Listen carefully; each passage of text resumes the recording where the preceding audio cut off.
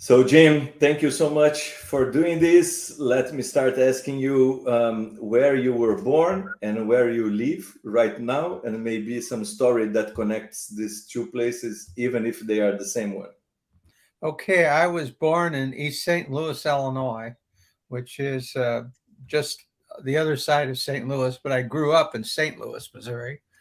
Uh, went to, after I was in the Army, I decided to become a journalist, and I went to the University of Missouri, uh, which has a great journalism school, and then I went to get a job in Des Moines, Iowa, for the Des Moines Register. I had then moved to the Chicago Tribune, and I spent most of my career at the Chicago Tribune. Then I left there at the end of my uh, journalism career, so to speak. I was the executive editor of the Los Angeles Times. I went from there to Chicago, back to Chicago, and I started my own news organization, which I ran for 3 years. Then I decided I taught for a year at the University of Michigan, and then went back to Chicago and moved to where I am now in Cary, North Carolina. And I moved here because I have a son who is a biologist, and he has two. Well, the tech triangle, the innovation triangle, right? They Yeah, have and very impressive biological facilities there. and he so anyway he has two just terrific grandkids, grandchildren. So my wife and I moved here to be near our grandchildren. I still Uh, it's funny that you chose this topic because I'm thinking about doing a book about the media and particularly local media, and it's in a state of decline somewhat, and how that has played into these controversy over the January 6th insurrection in the United States. So it's a topic that's very much on my mind, the media. Always is on my mind, given that I spent most of my life in it. So that's my story. And so with so I got curious with something I want to know if there is a relation or not. You said like after the army I decided to become a journalist.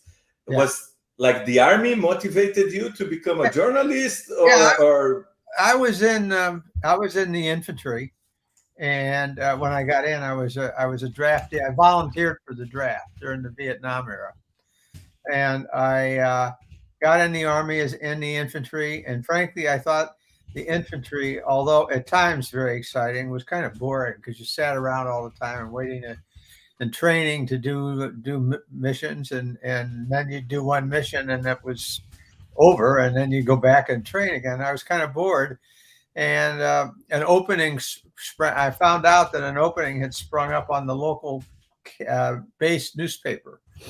So I went to my commanding officer and said I wanted to go up and apply for that. He said, "Well, if you can go to the brigade headquarters and talk to this colonel, and if you can convince him to let you out of the infantry, you can go there." And so I did. I went and talked to the colonel, and he let me out of the infantry, and I got into the journalism that way, covering troops on the demilitarized zone in Korea. And then I went from there. I decided when I got back to the United States after the Army that I get my master's degree. I had a degree in English and philosophy, and I decided I get my master's degree in journalism. And bingo, that was it. I was spent the rest of my life doing something that I learned to love. that's great. So like you said you spent your whole life in journalism with this uh, um, uh, experience. How do you see the world today? Is it getting better? Is it getting worse? Is it a good world? Is or not? Oh, I think it's a good world. Yes, I do. I think it has its troubled spots, and there are troubled elements. But overall, I think the world is getting better. If you kind of look at the big picture, over the last, say, 50 years, uh, we have had We've had the obvious wars and things like that that have occurred. But if you look, for instance, in the United States, there are fewer people in poverty. There are better jobs. We're undergoing somewhat of some industrial revolution the with the internet and technology. But I think overall it will improve the world. And so I guess you could say I'm optimistic, but a little scared by some of the developments in the United States in the political area. Okay, I've been reading this also in many places. Like if we look in let's say practical or yeah, in how can you say not practical, but let's say material ways, the world is clearly getting better. But in democracy, maybe not evolving as the same in the same pace as technology, and communications in between people also still difficult. So even the authors that I read that are very optimistic about the world, they look, their areas of concern are in this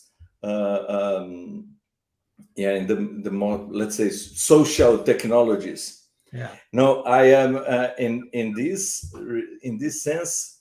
I work with development of biotechnology and um, building genetically modified organisms. Yeah. Okay, so I can in my field, I can see that even though there are huge technological challenges, Yeah. I believe the biggest challenge is to communicate to the society what I'm doing in a way that they understand and don't see this as a threat, because it's not. So like if people were able to look at the data and understand it, there is no rational reason to be afraid or scared. But because of asymmetry of information, and maybe bias and prejudice, people look at some things and choose those things. They choose to be afraid of those things, and then the challenge to communicate is, in my opinion, bigger than the technical challenges to improve the quality of life. Well, I think I agree. The challenges today in communications and media are directly tied to the technological revolution that that we're undergoing, that we're in the midst of. On the one hand, people like yourself who want to communicate through podcasts or blogs or whatever, the opportunities are just immense. They're greater. They're far greater than before. Uh, the trouble is everybody wants to communicate. So you have this cacophony of voices out there. And people, I think, today are having a hard time trying to figure out, well, who should I follow? Who's telling me the truth? Which avenue of communication is the one that I should believe? And so you have basically seen a kind of an atomization of the traditional media that has now kind of devolved into a much wider spectrum of voices out there, and people are having a tough time figuring out. Okay, should I read the Chicago Tribune and trust it? Well, the Chicago Tribune is a vastly diminished newspaper from when I worked there. Uh, it is now run by a hedge fund that is far more interested in the bottom line than the First Amendment. And so it's not as credible. And so they look for alternative voices. And when they look for alternative voices, a lot of times people look for voices that reflect their views, not necessarily views that a traditional media or traditional journalist would put forward. So I think there's been a huge decline in the what I would refer to as traditional media, and a big increase in the alternative forms of media, uh, like podcasts, like blogs, like newsletters, like uh, all these different voices you hear. Steve Bannon, uh, very popular right wing guy who basically is coming at the news from a particular point of view. And then you have people like Steve Schmidt, a former Republican turned Democrat, who writes a lot on Twitter, and he comes at it from a totally opposite point of view. And I think it's very confusing for people, and therefore, what you find is people have a tendency to not even read or not even look at the media. They get disgusted with all of the different kinds of things. They just turn away and they just try to make their decisions on their own. I don't think that's good for a democracy. I mean, a democracy was founded with the idea that you provide information for people, and if people have the right information, they'll make good decisions. And that's where I think, in America at least, uh, we are falling down. And the traditional media is in a state of it's in a free fall, uh, particularly local media. And I see some very hopeful signs of some people getting involved in the media, particularly in the nonprofit sector, uh, doing a real good job of trying to provide information to people that is not biased. But I find there's a lot more bias in the news than there used to be, and therefore it's a troubling sign. Not something that will necessarily doom us. I think it will be overcome, but I think we're in the midst of it right now, and it's harder to see the value of traditional media or the traditional values that the media had embraced. It's harder to see that in the reporting they do because of all the different voices and all the different people. And the media is just different. It's not. It used to be dominated by certain, large organizations that employed hundreds of reporters, and now it's not. It's those they had their faults, those large organizations, but they were dedicated to what one would call, objective media. And and your job as a journalist was not only to report what was going on and to report what you agreed with, but also to actively seek out positions in which you didn't agree and report them. And that has kind of broken down.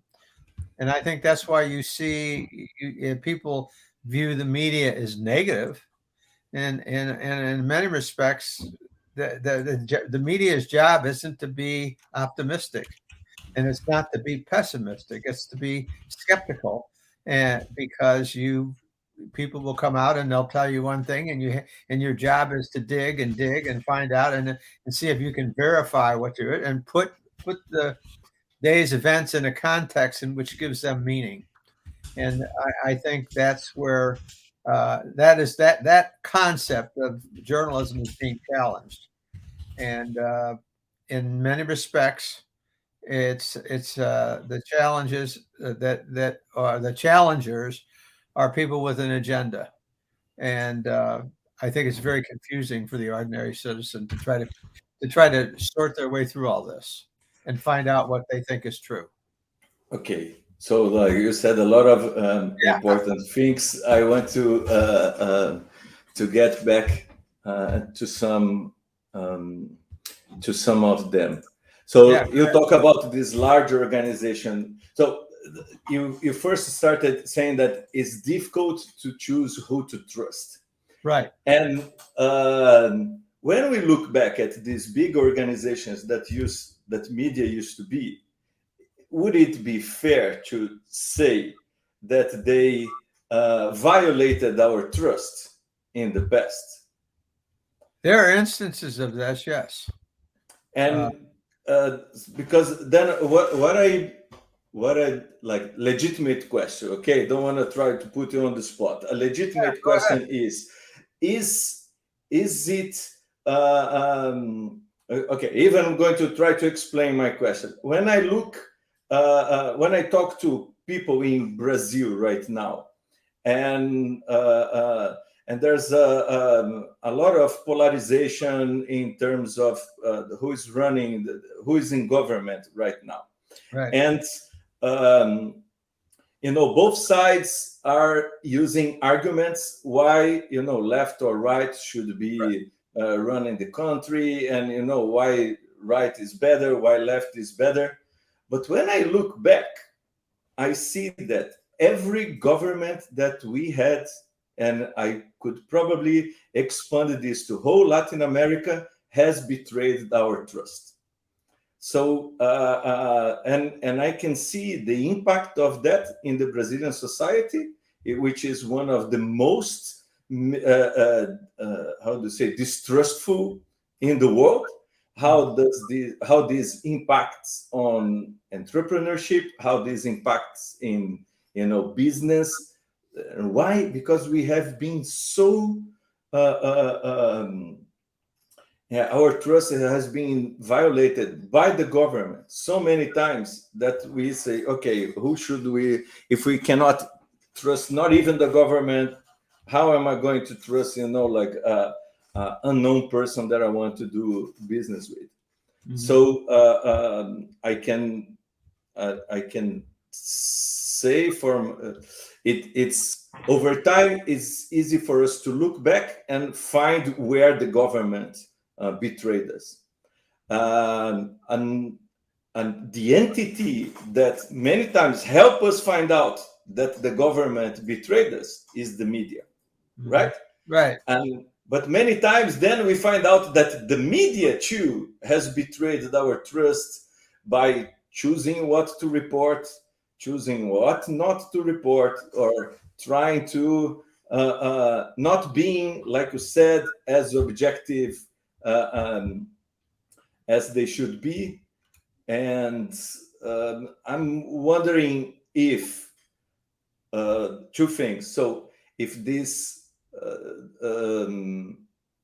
is because of like people, it's difficult to be objective. It's difficult for a journalist and for the entity itself to be this objective because we are humans, or is like in many other areas a problem of business model, right, in which your commitment to whoever pays the bills end up creating bias.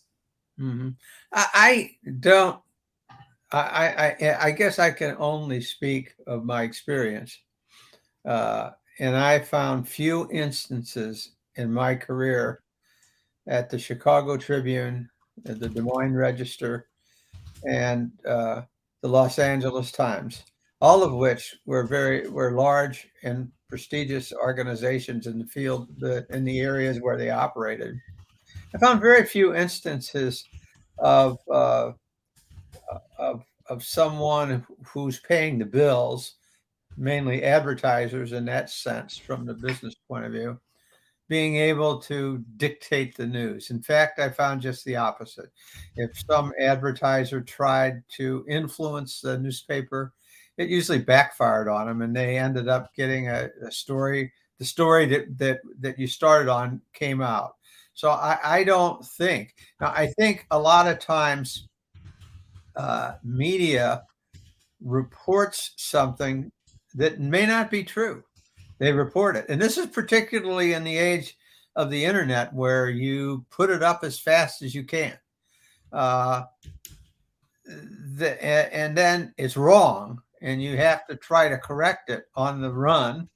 And people then they basically associate with the reporter or with the media reporting the incident, they associate that with a negative influence.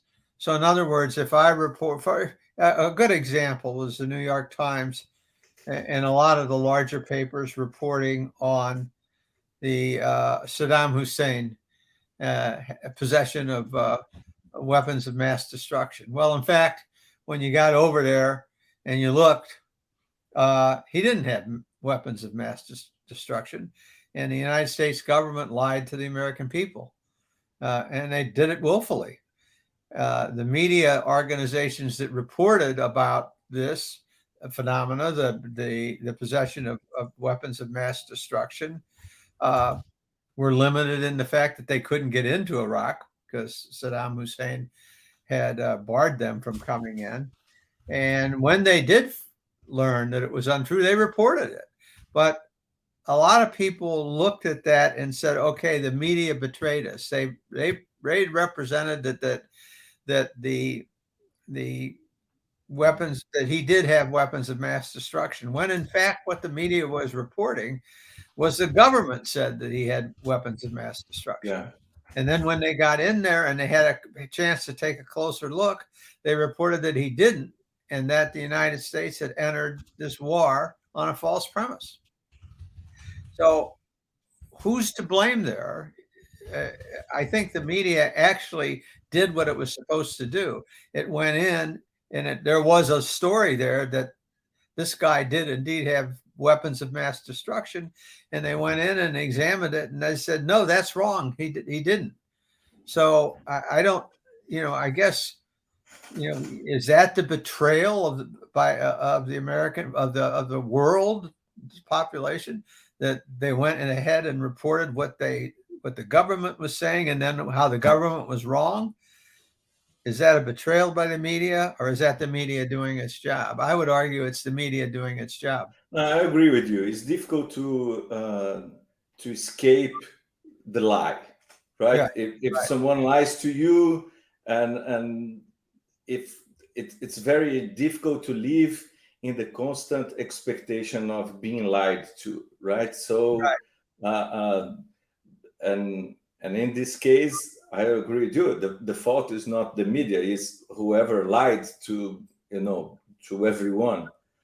Um, but I can see other situations in which the angle that is chosen to be reported is it's not random, and yeah, and I don't know if it has an agenda or if it's just the easiest way, or let's say climate change, okay, which is something that I get always.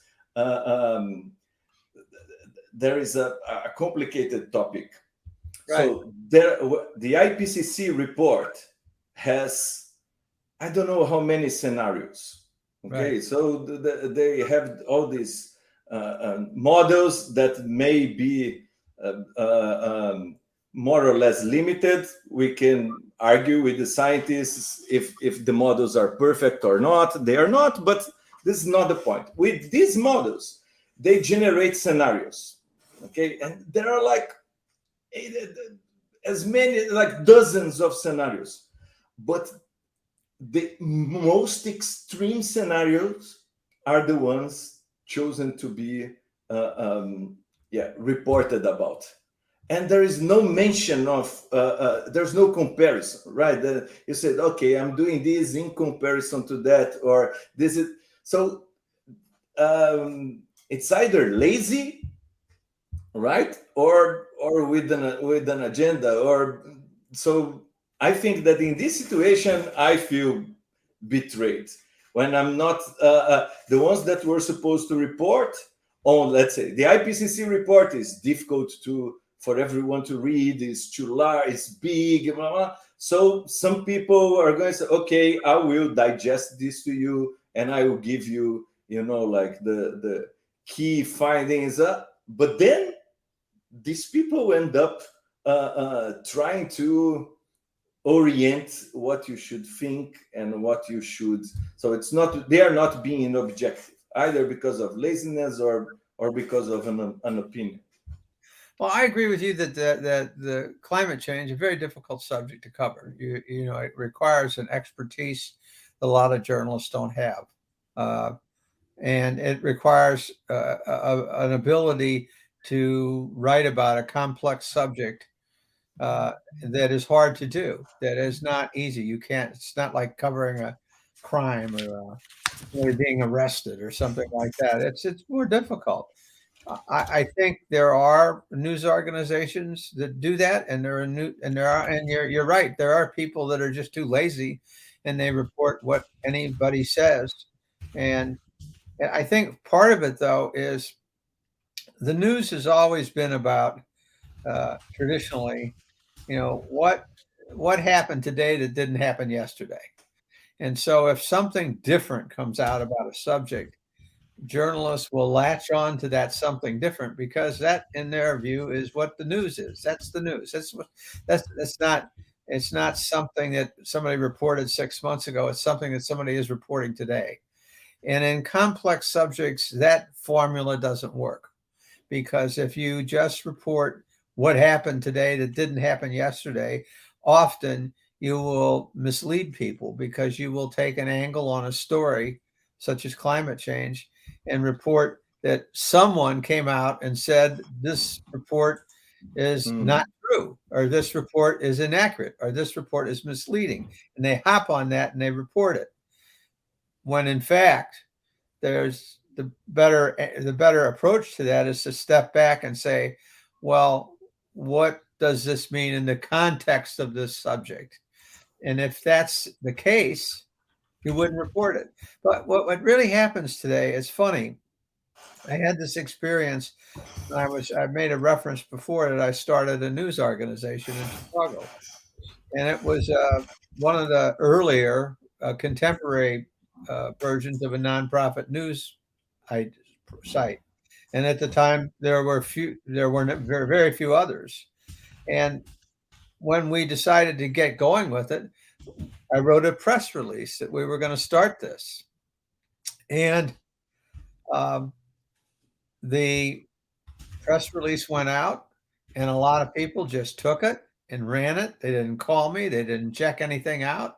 They just ran with the story. The same thing happened when I was made executive editor of the Los Angeles Times. It was done during a period of intense controversy at the newspaper. Uh, People wrote all kinds of stories about me, and I've always said the most sobering experience for a journalist is to be the subject of a news story because you can get an idea of how sloppy a lot of people are. And I had all sorts of things that were written about me that if someone would have just picked up the phone and called me, I would have told them that's not true, but they didn't. And that's lazy reporting and sloppy reporting. And a lot of it is going on today because the way a lot of the new news sites are run on the internet, being first is what counts. And so whoever gets something, they get it out. I can still remember being the mantra was, well, it's okay if you write something for the internet and it's wrong because you can always correct it right away. You don't have to wait until the next day's newspaper comes out. You could just run it. You can just correct it as you're reporting it. And what has happened is that's led to a lot of sloppy reporting where people just run with something. They get they hear about something, they read a news release, they just slap it on the internet, and they figure, okay, if I was wrong, I'll correct it later.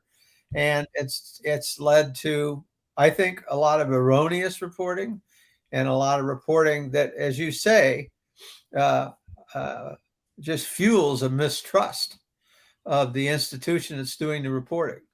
So I guess in a way, I agree with you that particularly on a complex subject like climate change, um, there's been a lot of sloppy reporting, and there's been a lot of misleading reporting, and uh, the world of journalism should get back to, and this is not fashionable right now, but the world of journalism should get back to the standards of objective journalism, and everybody misunderstands what that is. They say, "Oh, that's he said and she said." It's not. It's actively seeking out an opposing point of view. I think the important thing is what is the news now? Is it something that just happened? Is that what a journalist is supposed to be focused on?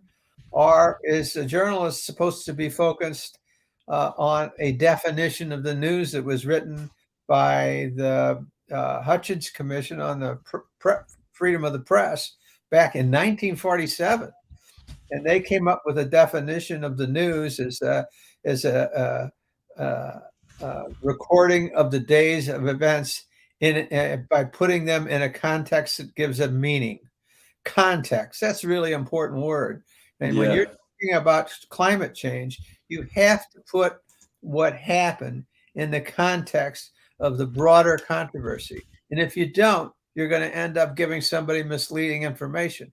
But a lot of people don't do that because the pressure on them, they're being judged by how many people read, how many people click on their stories, how many people do that. And that is you mentioned before the business model. There's a failure of the business. The journalism has a failed business model right now, and everything that is being done in most cases is being done on a basis of get it first and don't worry about getting it right, and that's wrong. Okay. So many interesting things that you said, Yeah, and so it could be fair to say that the world is getting better, but it's getting more complex, it's right. and Absolutely true. reporting in this much more complex world is much more difficult, It's very right? much right. Much more difficult. It's much And because, yes, like you said, well, um, if you have to find out what happened today that didn't happen yesterday, but this involves a much more complicated context because things are complex, then you need more time. So this is somehow this somehow created this may have created a vicious cycle in which yes, this it's too fast, it's too complex, and so the competition, the reward is for those who are the first, right? Is for right, who is faster, not right, who is better. right. And in this world of in this complex world, you cannot be good and fast. Well, I don't know. I think no, we're Wow, having it's very difficult unless you are an expert in, unless you are reporting just in that field in which you are an expert and you know the context. You already have the context. Uh, uh, then maybe the risk is that you're going to be biased, right? But it's, maybe it's fair to say that, and I don't want to put words in your head, but I'm thinking here like I can. I'm trying to. I can, from what you said, I could see this vicious cycle in which I have to be fast, otherwise I don't matter. I don't. It doesn't matter. But it's very difficult to be fast when things are complicated. well, And yeah, I agree. I mean, but it's possible. It's if you don't. I mean, I think I can recall instances in my career watching wire service reporters and wire service reporters like the Associated Press. Then there used to be United Press. I think it's still around, but it's a diminished cycle. They were very strict competitors. And I was at the time covering economics, which is not always easy to communicate to people and can be a complex subject. And maybe the chairman of the Federal Reserve would testify on Capitol Hill. And the minute he said something different, the wire service reporters would jump up and leave the room and run to the phone and try to get it on there fast. But they were pretty good at getting it right and putting it in a context. So it's possible to do that. But you can't do it when you're being judged on how many people click on a story. okay, That's and then where you get to the reward is Yeah, incentivizing bad behavior, or not bad behavior, but sloppy journalism. I think in many cases you're right. There are also many cases of people doing it right. I mean, I think, for instance, uh, the New York Times. I think they do a pretty good job of covering climate change. They do it with depth. They do it with expertise. They don't report anything that just surfaces or somebody says. They try to put it in a context. Do they always succeed? No. No one's going to always succeed in a world that we live in, where information is moving at such a fast speed. But they do a pretty good job of it. Other people don't. They, one of the things that I don't think a lot of people understand is that reporting in this environment, if you're going to have a story that's going to break, and you're going to report it on a site that is more of an internet site than a traditional news site, it takes more people, a lot more people. And the New York Times has invested in more people, and most of journalism has not. So you have a lot of journalism with a lot of people working as journalists today are working in news organizations that are just a fraction of the size they used to be. When I was managing editor of the Chicago Tribune, we had over 700 journalists on the staff. Today, I would venture to say that's probably about 300, maybe less. Most of these news organizations that were quality news organizations, like the Chicago Tribune and the Los Angeles Times, are working with vastly diminished staffs.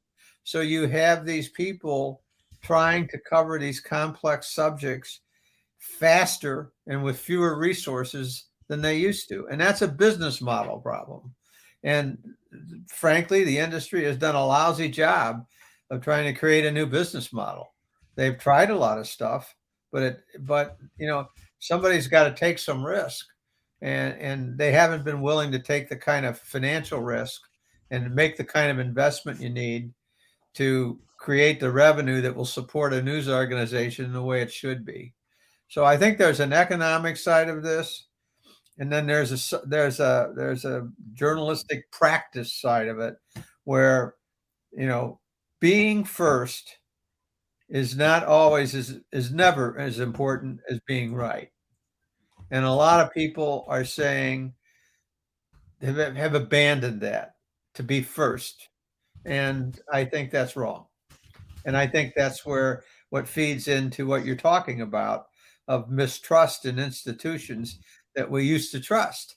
And we used to trust, a lot of people used to rely on the Chicago Tribune as their information for what happens in the city of Chicago. Did the Chicago Tribune always get everything right? No.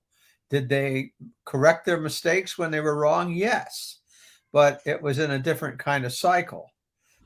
I remember one time, this is a really good example of this, is it was during the political campaign, and Bill Clinton was running for president, and a New York, it wasn't a New York tabloid, it was one of those supermarket tabloids, ran a story about this woman accusing Bill Clinton of sexual improprieties. And it was clearly a staged news conference in which she came, and it was the National Enquirer, I believe, who was behind it. And as an editor, here's a story that's accusing a candidate for president of the United States of sexual improprieties, but there was no documentation to it. It was a real flimsy story. So as an editor, what do? You're sitting there and you say, okay, this is a story about a presidential candidate, and your readers want to know, well, what's the Chicago Tribune's take on this? So, in that case, we ran a story. It was about a 3 or 4 paragraph story. I ran it way inside the paper, and I and then I said, okay, let's start digging into this and find out if there's what's the true story. We reported this. There was an allegation, but it wasn't on the front page. It wasn't a big headline. Today, that kind of stuff goes on the front page. It goes up big. People run with it right away, and they don't and take the time to actually check it out. There was an old saying in Chicago. You've probably heard it before. You know, if your mother tells you, check it out. If your mother says it's true, check it out. And a lot of reporters in Chicago grew up with that hope, with that feeling, and with that belief. Now it's, you know, if somebody says it, report it. And that's a totally different scenario than the kind of world that I work with the journal. Yes, but okay, let me ask you two things. One, you started saying that, well, showing that investing in people is important to get good news, right? But I can see as a trend everywhere, and I could speak for science, but I think somehow it relates, that we are not going back to this scenario of having these centralized organizations with a lot of people. And I can also see that more and more that time is the ultimate scarce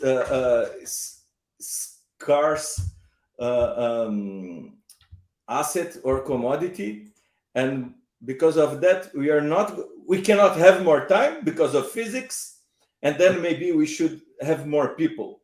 But it's complicated to have more people because we are in a world in which technology is creating opportunities for things to work without more people. In science, I can see that because of the volume of data, for a scientist to be up to date, it has to become a data scientist. So I cannot be just a biologist anymore. I need to know programming. I need to know data banks. I need to interact with the facts or the data.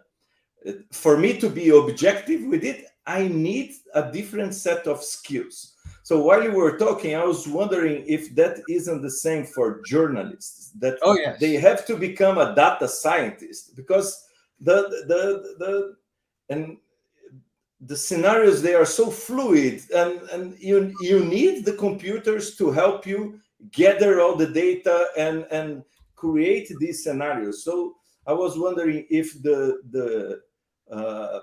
a way of dealing with this crisis in news is really to come back to what it used to be, with a lot of investment in people or in reporters, or is to get a new set of skills for the reporters and for the media to deal with data in a way like tech companies are dealing, or scientists are dealing, using with the algorithms helping you find the signal among the noise.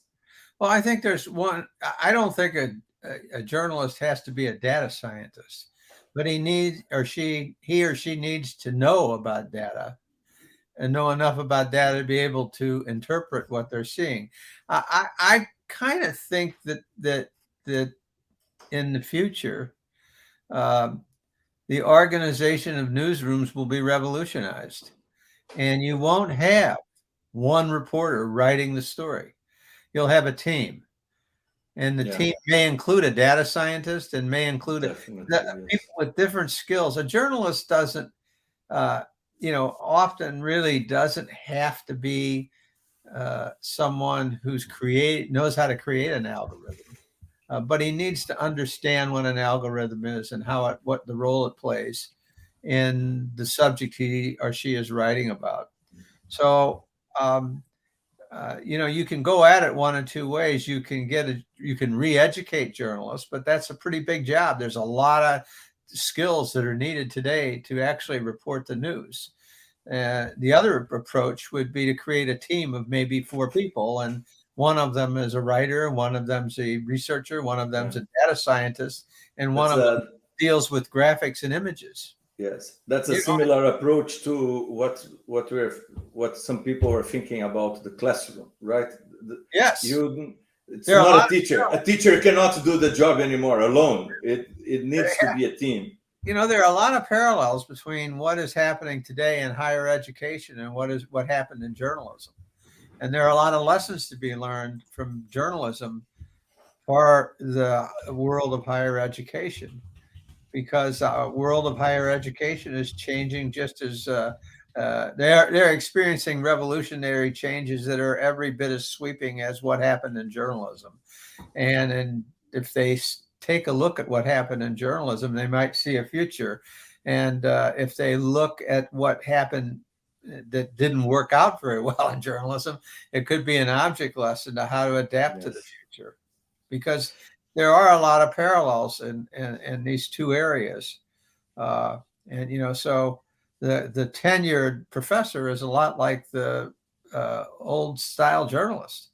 They have to change their ways of doing business. They have to change the way they practice their craft, because technology is creating opportunities and incentives to change the way they behave, and they are if they don't pay attention to these things, they're going to experience the negative side effects of technology. If they use technology in a way uh, that could benefit themselves and their craft, they will also benefit their readership and build more trust in it.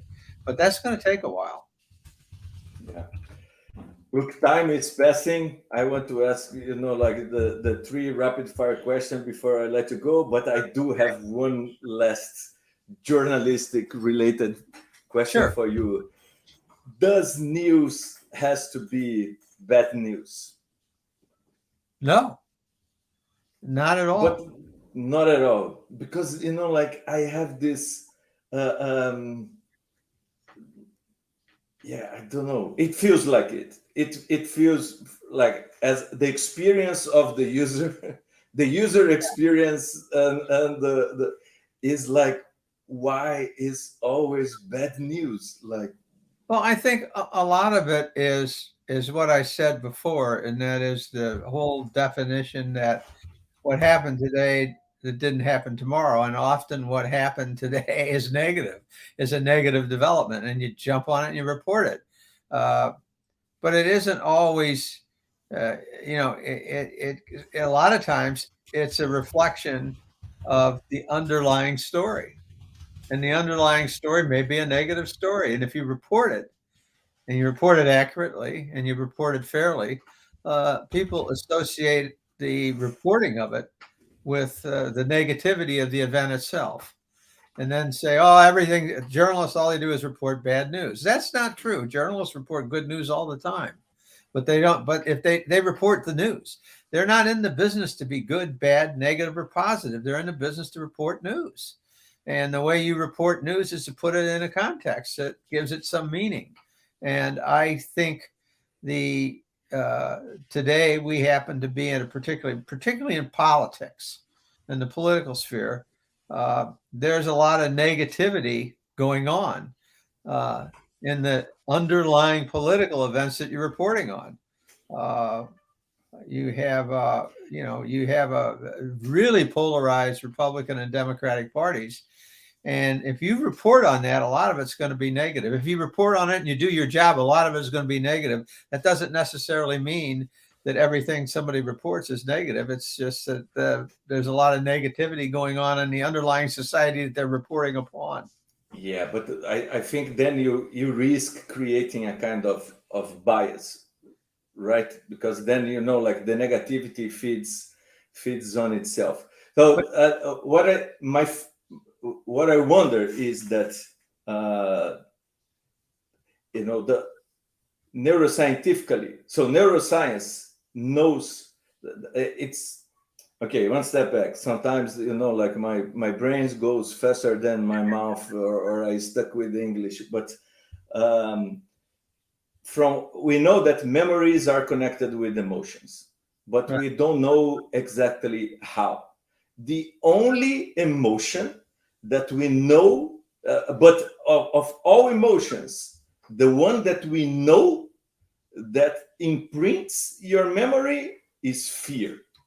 Mm-hmm. So what I wonder is that this bias towards bad news is not even conscious. Okay, it's just and it's maybe more influenced by the readers than the journalists, because what imprints in the memory of the reader is whatever is the memory that is attached to fear. Mm-hmm. So I don't know if you take a whole newspaper, like the daily edition, and if you measure, okay, how many good news, how many bad news, but how many good news people remember and how many bad news people remember. And I believe our brains, I'm afraid that our brains could be equipped to remember more the bad news than the good news. I think and I and think that could yeah. create a bias, because like then the journalist wants to be remembered. He wants his story or her story to be remembered, and then, like, because people don't remember the good things, let me report on the bad ones, and this creates a kind of vicious cycle.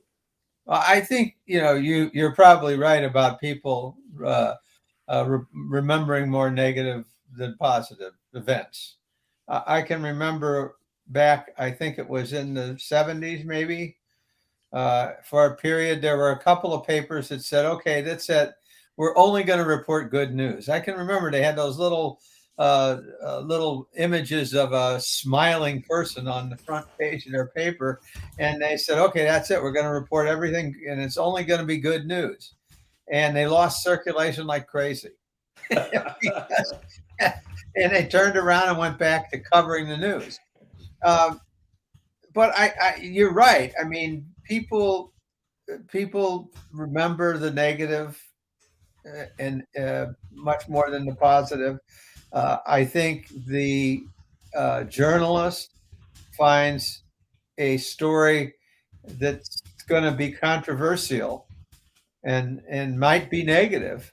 It's going to be more tempting to write about, and more, it's your job. I mean, you're supposed to write with things negative and positive, and they do write positive things, but you're right, what the people remember is what went wrong, and a Yeah. lot of times that's your job. Okay, this didn't go right, and you write the story, and then people, maybe 2 weeks or 3 weeks later, you find out you're wrong, and you write another story that basically says you're wrong, but you don't. The one that says you're wrong maybe is on page 23, and the one that says where you were Yeah. wrong was on one. So you see, there's Okay. there in the practice of journalism, some does reward the negative view of things much more than the positive, but that doesn't mean all stories are negative and all stories are positive. It's a mixture of both, Okay. and the ones that people have a tendency to remember are the ones that don't reflect very well on journalism. That's so interesting. I'll have to think more about it. Yeah. James, so, like, my three last questions, rapid fire ones. So which book Okay. you are reading right now? What book am I reading right now? I just picked up a book, and it's on the naval wars. They're in the naval actions in the Civil War off of the Atlantic coast. And that's because I'm interested in the subject, because I'm interested in doing a book about a couple of Irish uh, uh, revolutionaries during that period, and one of them involves some actions on the water. So I'm reading that. I'm Okay. also reading a book about chronic fatigue syndrome because that's something that someone in my family is struggling with, and I'm trying to understand it better. Great. Do you take short or long lunch breaks? Short, not always, not always, but most of the time. Uh, when I was working, I was very busy. Sometimes I had working lunches that were long, but most of the time it was running out, getting a sandwich, and getting back because I was busy. Yes, I keep thinking about how we should maybe bring back the idea of the working lunch, so Yeah, like people can have a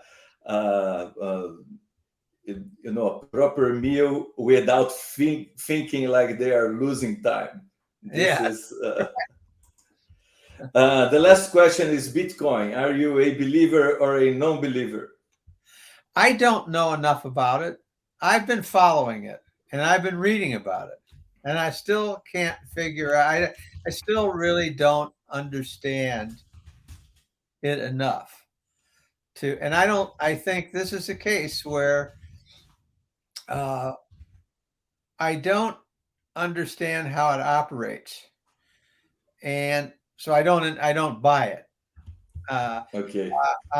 I've been tempted to, but like I say, I think Warren Buffett said he never invests in something he doesn't understand.